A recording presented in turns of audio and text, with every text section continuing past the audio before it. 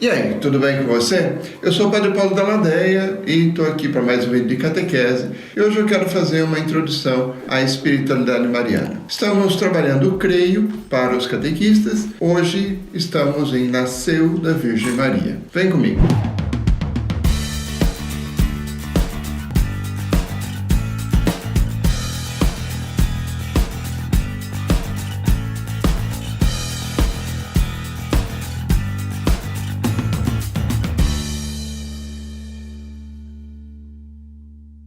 Quando nós falamos sobre Nossa Senhora, grande Maria de Nazaré, seguidora de Jesus, grande judia, soube entender o Antigo Testamento e esperava o nascimento do Salvador, nós estamos falando sobre uma mulher de fibra, uma mulher grande, não em tamanho físico, mas grande de coração e grande em coragem. Quando nós falamos de Maria de Nazaré, nós precisamos fazer algumas distinções. Uma delas é que existe uma espiritualidade mariana, e isso é muito bom. Todo católico deve ser mariano, todo católico deve se aproximar de Maria, porque quanto mais perto de Maria, mais perto de Jesus. Você não vai estar longe de Jesus. Então, não se esqueça disso, tá? Mas, quando a gente fala de espiritualidade mariana, a espiritualidade mariana variou muito. Existe uma espiritualidade mariana que nós conhecemos da época da Idade Média. Existe, e essa é, por exemplo, a consagração de São Luís Maria Grignon de Montfort, que fala de um jeito medieval, cavaleiresco, sobre Maria. Fala de ser escravo de Maria. A palavra escravo não pega muito bem na cultura, na nossa cultura atualmente, né? Nós temos todo um passado de escravidão no Brasil que não foi nada bom. Existe uma espiritualidade mariana já dos tempos modernos, século 17, 18, por aí, que nós podemos falar, por exemplo, de uma espiritualidade já um pouco mais próxima de nós. Quando a gente fala, por exemplo, do coração de Jesus, do coração de Maria, né, a gente já está numa espiritualidade mais moderna, já após São Francisco de Sales e a espiritualidade que vem até os dias de hoje. Quando falamos do coração de Maria, por exemplo, do coração de Jesus, não queremos falar de uma parte do corpo, estamos falando do sentimento, né? Do amor. Então, isso fala um pouco mais, por exemplo, ao homem contemporâneo. Isso fala um pouco mais. Quando a gente fala de Maria, nós podemos falar, por exemplo, de uma espiritualidade latino-americana. Não estou falando aqui nem de teologia da libertação, antes que você toque o sininho, né? Antes que você se desespere. Estou falando de uma espiritualidade latino-americana de Guadalupe, por exemplo, né? Maria, Nossa Senhora, apareceu a Guadalupe para o Juan Diego, no México, e falava e se vestia como uma índia. Então estamos falando de outro tipo de espiritualidade. E é uma espiritualidade muito bonita. Se você não conhece Nossa Senhora de Guadalupe, aconselho você que procure no Google e leia e se intere, porque Maria está totalmente vestida com as vestes de uma indígena grávida. Ela leva o seu filho, e ela está falando para Juan Diego e tudo. Juan Diego hoje é santo.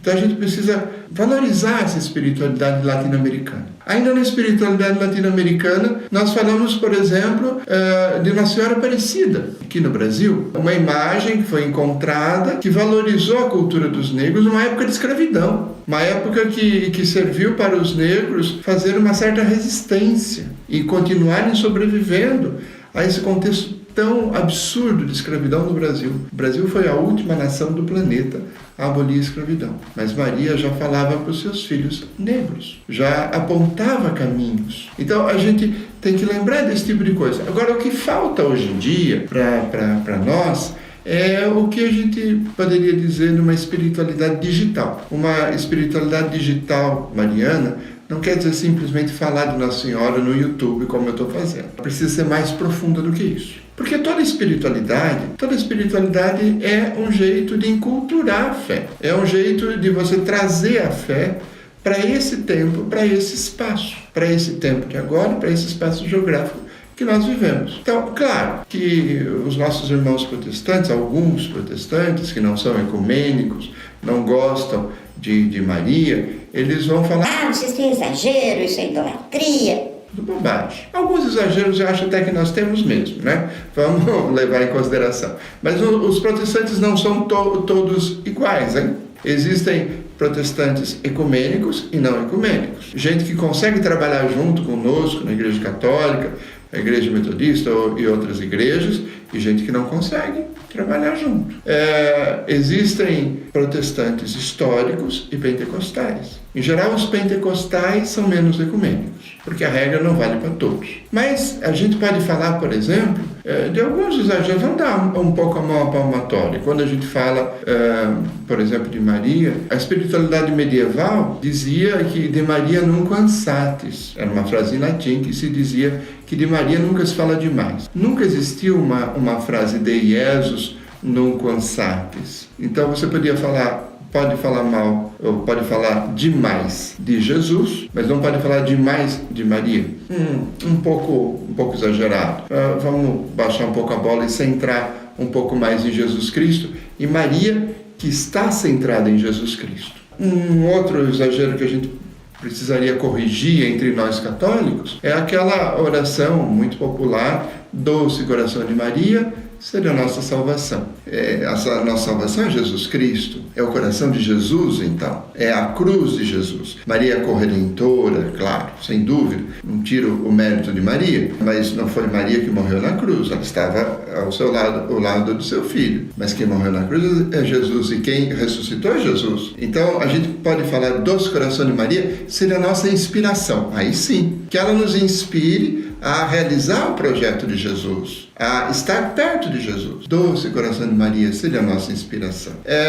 Quando a gente fala de espiritualidade mariana, quando nós falamos de Nossa Senhora, nós precisamos sair um pouco daquele discurso que já é clássico, já é meio comum, de falar de Nossa Senhora e desvalorizar as outras mulheres. Nós valorizamos Maria, colocamos ela num pedestal, desvalorizamos outras mulheres. Falamos de Eva, que nos tirou do paraíso, falamos de Maria, que nos deu Jesus. Já precisa sair um pouco desse discurso bipolar, porque Maria é muito mais do que isso. Maria é imaculada? Sem dúvida. Maria é a mãe do Salvador? Sem dúvida. Ela é mãe de Deus, Theotokos, como dizem os ortodoxos, e nós também? Sem dúvida. Ela é corredentora? Sem dúvida. Mas, quando nós falamos de Maria, nós precisamos falar de Maria de um jeito que a gente valorize as outras mulheres, que Maria nos inspire a valorizar o movimento feminino. Então, precisamos falar de Maria enquanto mulher, não enquanto sexualidade de Maria, mas enquanto pessoa feminina, que tem outra pegada que nós homens. Então, por exemplo, precisamos falar de Maria, do seu serviço. Quando a gente fala de Nossa Senhora, nós lembramos do anúncio do anjo a Maria. Maria disse sim, nos deu o Salvador. E era o desejo de toda mulher judia da época ser a mãe do Redentor que se esperava. Ok. E qual é a festa de Maria depois disso? Maria sai correndo e vai ajudar a sua prima Isabel. Essa é a festa de Maria. Passar 3 meses lavando, passando, cozinhando, ajudando Isabel, que tinha uma gravidez complicada, porque estava já velha e estava grávida de João Batista. Então, quando nós falamos de Maria, precisamos falar de serviço, precisamos falar de inteligência. Não se fala, por exemplo, da inteligência de Maria. Maria era uma mulher inteligente, continua sendo. Nas bodas de Caná, por exemplo, ela está na festa, mas ela está ligada, ela está prestando atenção em tudo. Ela é a primeira a descobrir que falta vinho. E ela é a primeira a chamar os serventes, ela é a primeira a dar a solução. É uma mulher inteligente. Pouco se fala da inteligência de Maria. Tem que se falar isso também, né? Quando a gente fala de Maria, é preciso valorizar o feminino. As mulheres são grande parte da nossa igreja. Olha as catequistas, por exemplo. Grande parte dos catequistas são mulheres, casadas ou solteiras, mas são mulheres, 80%. Tem um grupo menor de homens. Olha, por exemplo, os ministros da Eucaristia. Quem leva a comunhão para os doentes no final de semana, normalmente são mais mulheres do que homens. Tem homens também, lógico. Mas precisamos valorizar o feminino na igreja. O Papa Francisco já disse isso. É preciso valorizar mais as mulheres. Não estamos falando aqui de feminismo. Estamos falando de valorização das mulheres. E inspire outras mulheres a fazer também o bem. que a figura de Maria possa ser valorizada na igreja. Meu irmão, minha irmã, eu vou fazer outros vídeos sobre Nossa Senhora, essa é só uma introdução. Se você puder, se você gostou, por favor, inscreva-se no canal, dê o seu like, é importante para o YouTube saber que você gostou, para ele difundir para outras pessoas, para ele divulgar o canal para outros catequistas, tá? E se você puder, eu queria te pedir o favor, você que já chegou até o fim aqui, coloque o seu comentário aqui embaixo, para eu saber o que você está pensando, e aí eu vou ajustando os próximos vídeos, fazendo coisa mais de acordo com o seu interesse, mais de acordo com a sua necessidade. Um abraço, até mais, muito obrigado.